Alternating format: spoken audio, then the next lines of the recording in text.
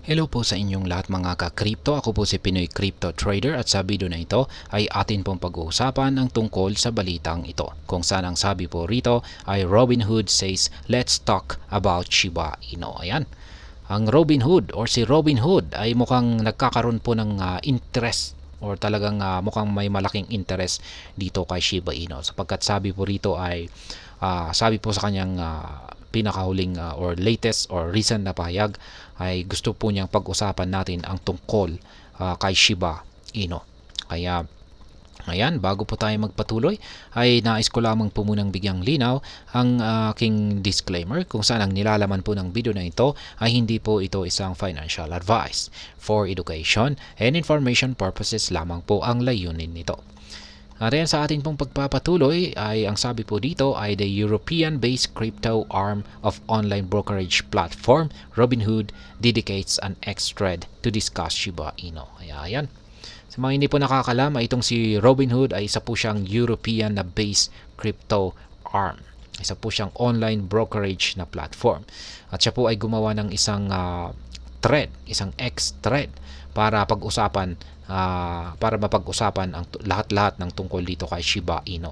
Sa madaling salita ay mukhang interesado po talaga itong si Robinhood kay Shiba Inu. The post titled "Let's Talk SHIB," one of the crypto's more or most popular stories, detailed a brief summary of Shiba Inu's launch and its common community-driven success.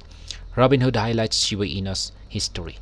Robinhood Crypto Europe stated that pseudonymous developer Ryoshi created Shiba Inu on July 31, 2020.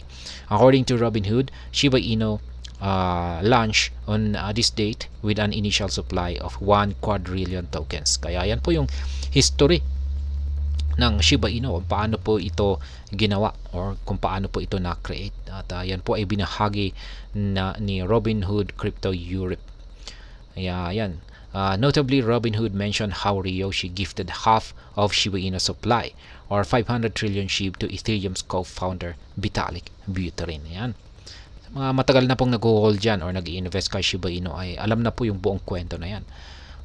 Yung si Ryoshi ay siya po talaga yung creator or gumawa dito kay Shiba Inu. At yung sa mga nung nag-uumpisa pa ito ay binigyan niya po ng 500 trillion na SHIB token ang co-founder ng Ethereum na si Vitalik Buterin.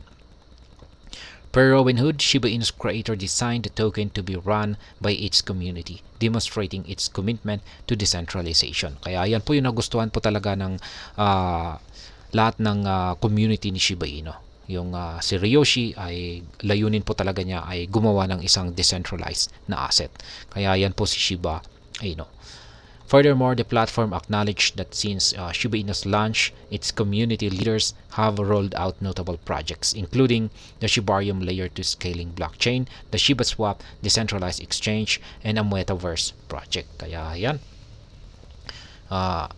Itong si Ginoong Ryoshi, siya po yung creator, ay naglaho po siya, bigla po siyang nawala. Pero yung mga community leaders po ni Shiba Inu ay patuloy po silang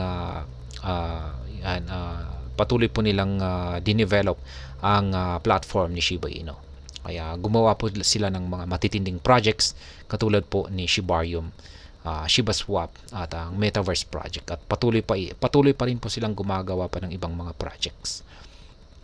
The leading trading platform confirmed that Shiba Inu's ecosystem team plans to launch an NFT marketplace. Interestingly, Robinhood emphasized how these groundbreaking initiatives reflect strong community leadership within Shiba Inu's project. Ayan.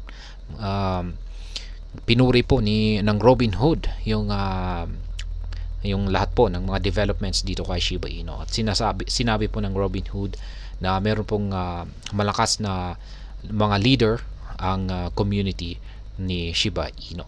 Kaya yan na rin po yung isang kahanga-hanga dito sa ecosystem ni SHIB. Shiba Inu's outstanding success.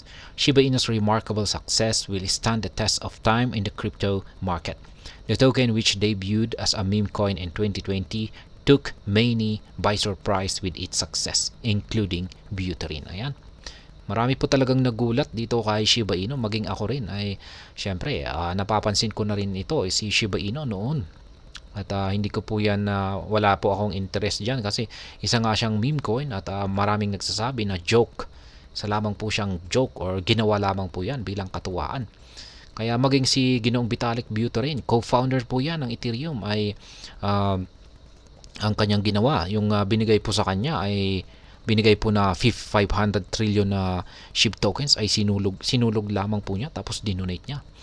At hindi po siya nasurpresa na lamang po siya nang sumabog ang presyo ni Shiba Inu.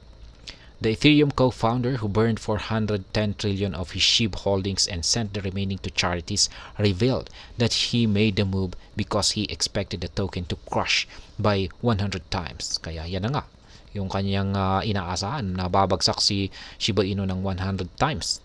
Kaya sinunog niya tapos dinonate niya sa mga charities.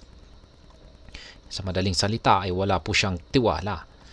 However, Shiba Inu outperformed his expectations a few months later as the token surged to 40.8845. This marked a remarkable growth of 157 million% from Shiba Inu's initial trading price. Kaya ayan, ang nangyari po ay umangat po talaga ng napakataas na presyo itong si Shiba Inu. At nakapagbigay po siya ng 157 million% mula sa kanyang initial trading price. Kaya gulat na gulat si Ginoong Vitalik Buterin. Robinhood's SHIB support. Meanwhile, despite Robinhood's strict listing procedure, Shiba Inu remain one of the crypto asset listed on the trading platform. The token first debuted on the US arm of the exchange in April 2022 before it was expanded to other markets. Ayan, mahirap po kasing magkaroon ng listing or maglista itong si Robinhood sa kanyang platform. Talagang pinipili lamang po siguro nila yung mga linilista nila na crypto asset dito. At pagdating dito kay Shiba Inu ay nananatili po siya na isa sa mga nakalista dito sa trading platform ni Robinhood. At matagal-tagal na rin po siyang nalista rito noong pang mga April 2022. As previously reported, Robinhood extended its crypto trading operations to Europe in 2023, adding SHIB to its list of supported assets. According to Etherscan data, Robinhood is currently one of the largest holders of SHIB with a holding exceeding 47 trillion SHIB. Ayan. Isa rin po pala si Robinhood sa may pinakamalaking holders ng SHIB. Ayan, umaabot po ng higit 47 trillion yung kanilang holdings.